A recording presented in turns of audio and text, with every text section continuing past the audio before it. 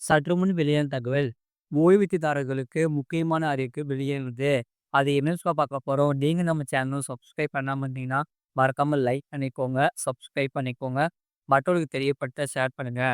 தமிழ்நாட்டின் காஞ்சிபுரம் மாவட்டத்தில் நடைபெறும் இலவச குறை தீர்க்கும் நாள் கூட்டம் குறித்து ஓய்வூதியதாரர்களுக்கு முக்கிய செய்தி. அதாவது தமிழ்நாடு ஓய்வூதியதாரர்களுக்கு தமிழக அரசு சார்பில் புதிய அறிவிப்பு வெளியாகி இருக்கிறது. அதாவது மார்ச் 17ஆம் தேதி மக்கள் குறை தீர்க்கும் நாள் குறித்து முக்கிய தகவல் வெளியாகி உள்ளது. இந்த அறிவிப்பு எந்த மாவட்ட ஓய்வூதியதாரர்களுக்கான பொருந்தும் போன்ற விவரங்களை பார்க்கலாம். ஓய்வூதியதாரர்கள் பயன்பெறக்கூடிய வகையில் அவ்வப்போது அகவிலைப்படி நிலுவைத் தொகை, கருணைத் தொகை பற்றிய அறிவிப்புகளும், வாழ்நாள் சான்று சமர்ப்பிப்பது குறித்த தகவல்களும், ஓய்வூதியர்கள் குறை தீர்க்கும் நாள் கூட்டம் பற்றிய முக்கிய அறிவிப்புகளும் தகவல்களும் ஒவ்வொரு மாதமும் வெளியிடப்பட்டு வருவது குறிப்பிடத்தக்கது. இந்த நிலையில் மார்ச் மாதத்துக்கான ஓய்வூதியதாரர்கள் நலன் சார்ந்து அறிவிப்பு வந்துள்ளது. அதாவது குறிப்பாக ஒவ்வொரு மாதமும் ஓய்வூதியதாரர்களுக்கு மாவட்ட ஆட்சித்தலைவர் தலைமையில் நடைபெறக்கூடிய குறை தீர்ப்பு கூட்டம் பற்றிய அறிவிப்புகளும் மற்றும் அஞ்சல் துறை சார்பில் கேட்ட அளவிலான ஓய்வூதியர்கள் குறைத்திருக்கும் நாள் கூட்டம் பற்றிய அறிவிப்புகளும் வெளியிடப்பட்டு வருகிறது. ஒவ்வொரு மாதமும் நடைபெறக்கூடிய குறை தீர்க்கு கூட்டத்தின் மூலம் ஓய்வூதியதாரர்கள் தங்களது குறைகளை தெரிவிக்கும் வகையில் ஓய்வூதியர்கள் குறைதீர்ப்பு கூட்டம் நடைபெறுவதற்கு முன்பாக தங்களது குறைகளை மனுவாக தெரிவிப்பதற்கான கால அவகாசம் வழங்கப்பட்டு வருகிறது. அதாவது குறிப்பிட்ட இந்த தேதிக்குள் ஓய்வூதியதாரர்கள் தங்களது முறையீடுகளை அனுப்பி வைக்க வேண்டியது கட்டாயம். அதன் அடிப்படையில் அந்தந்த ஓய்வூதியதாரர்களின் அளிக்கும் புகார்கள் குறித்து குறைதீர்ப்பு கூட்டத்தில் நிவர்த்தி செய்ய வழிவகை செய்யப்படும். அதன் அடிப்படையில் மார்ச் மாதத்துக்கான ஓய்வு பெற்ற அரசு அலுவலர்களுக்கான ஓய்வூதியர்கள் குறைதீர் கூட்டம் மார்ச் 17ஆம் தேதி ஞாயிற்றுக்கிழமை காலை 10:30 மணிக்கு காஞ்சிபுரம் மாவட்ட கலெக்டர் மற்றும் மாநில ஓய்வு இயக்குனரால் நடத்தப்பட இருக்கிறது. ஏற்கனவே காஞ்சிபுரம் மாவட்ட கலெக்டர் சார்பில் ஓய்வூதியம் தொடர்பாக குறைகள் இருந்தால் ஓய்வூதியதாரர்கள் தங்கள் குறைகளை மார்ச் 9ஆம் தேதிக்கு முன்னரே அனுப்பி வைக்க வேண்டும் என கூறியிருந்தார் என்பது குறிப்பிடத்தக்கது. எனவே யாரெல்லாம் தங்கள் குறைகள் குறித்து புகார் தெரிவித்து இருந்தார்களோ அவர்கள் நாளை அவர்கள் நடைபெறும் ஓய்வூதியர்கள் குறைதீர் கூட்டத்தில் கலந்து கொண்டு தங்கள் சந்தேகங்களை கேட்டு தெரிந்து கொள்ளலாம். அது மட்டும் இல்லாமல் பேங்க் அக்கவுண்டில் எவ்வளவு பணம் வச்சிருக்கீங்க இதை கொஞ்சம் பாருங்க. அதாவது உங்களுடைய வங்கி கணக்கில் எவ்வளவு வேண்டுமானாலும் பணம் வைத்திருக்க முடியாது. எல்லாத்துக்கும் ஒரு எல்லை இருக்கு.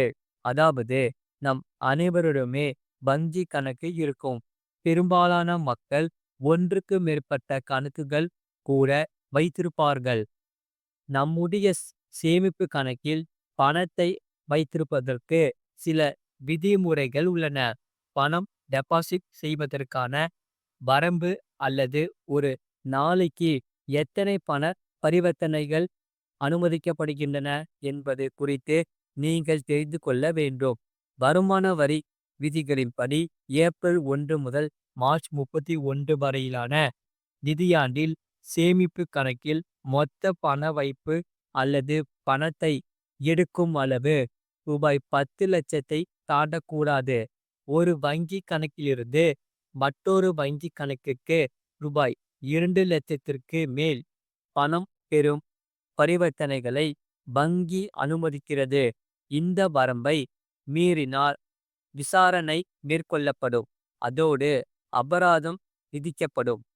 உங்கள் சேமிப்பு கணக்கில் பண பரிவர்த்தனை ஒரு நிதியாண்டில் ரூபாய் 10,00,000 தாண்டினால் அத்தகைய எந்த ஒரு செயலும் அதிக மதிப்புள்ள பரிவர்த்தனையாக கருதப்படும்.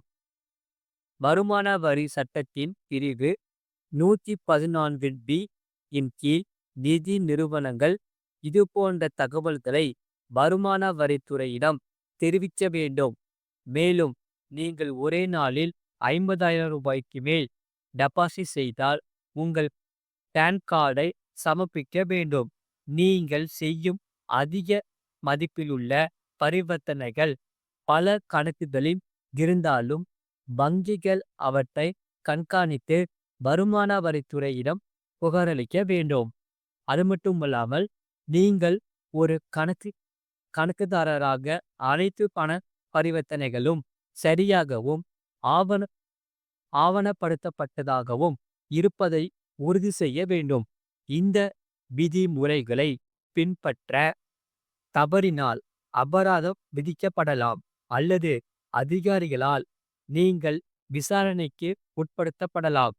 அதிக மதிப்பிலுள்ள பரிவர்த்தனைகள் தொடர்பான வருமான வரி துறையிடமிருந்து உங்களுக்கு நோட்டீஸ் வந்தால் நிதியின் மூலத்துக்கான போதுமான ஆதாரத்தை நீங்கள் வழங்க வேண்டும்.